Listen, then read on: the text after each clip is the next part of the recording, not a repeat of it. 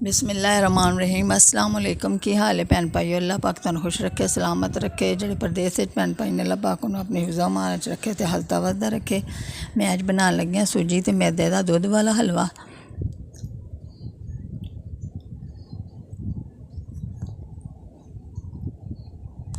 ओहदे लई मैं हाफ कटोरी जिहड़ी है ना मैदे दी लई है ते हाफ कटोरी लई है सूजी दी। थोड़े को नट्स लेने, बादाम वगैरह।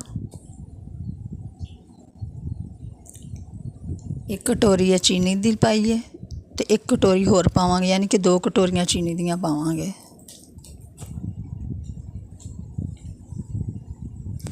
तो हुण 2 कटोरियां इहो जिहड़ियां चीनी दियां पाईयां ने, 2 कटोरियां ना दुध दियां भी पावांगे।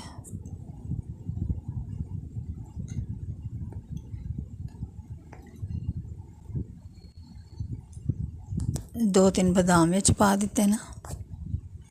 हुण इहनूं ना बॉयल करन लई रखिया ते हल्का जिन्ना चुटकी को एवें ना येलो कलर पाया, फूड कलर। इहदे नाल कलर बहुत अच्छा आएगा हलवे दा। तुहाडी मर्जी है, तुसीं पाओ या स्किप कर दिओ।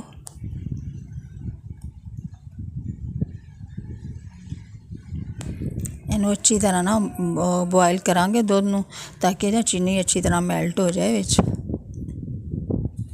हुण मैं ना हाफ कटोरी जिहड़ी है ना घ्यो दी लई है। ਉਹਦੇ ਵਿੱਚ सूजी पाई है। सूजी ਨੂੰ ਜਿਹੜਾ ना पहले ਜਿਹੜਾ ना वो करांगे, भुनांगे। ਜਦੋਂ सूजी अच्छी तरह ज़रा भुनी जाएगी ना तो फिर ਉਹਦੇ 'ਚ ना मैदा ऐड करांगे, क्योंकि मैदा ਜਿਹੜਾ ना वो बरीक ਹੁੰਦਾ, ਉਹ ਜਿਹੜਾ ਅਸੀਂ ਨਾਲ ही पावांगे तो सड़ जाएगा, तो किते जायका अच्छा नहीं आएगा। सूजी क्योंकि मोटी होंदी है, थोड़ा भुनने च ना टाइम लैंदी है भुनाई विच।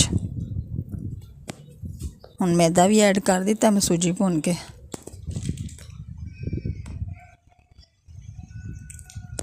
इन्हूं अच्छी तरह ना हिलाते रहना ताकि थल्ले ना लगे। तुसीं बनाना ट्राई करना, बहुत ही टेस्टी हलवा बनता है।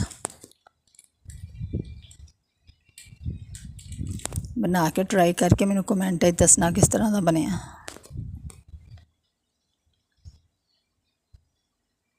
वेखो इहदा कलर जिहड़ा ना चेंज होंदा पिया।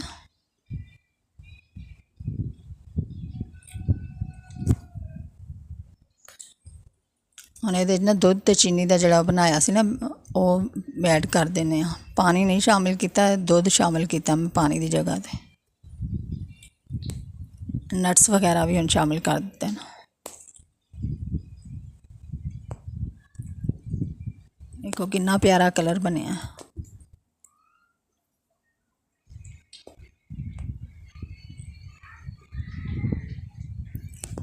वेखने च कलर अच्छा नहीं है, सिर्फ खाने च भी बहुत टेस्टी है।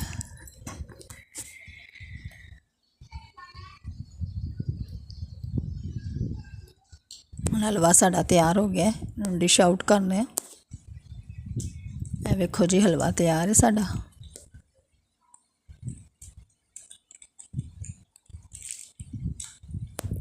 तुहानू अगर वीडियो पसंद आए तो वीडियो में लाइक करना, चैनल सब्सक्राइब करना, अच्छे कमेंट करना। अल्लाह हाफिज़। फिर मिलांगे अगली वीडियो।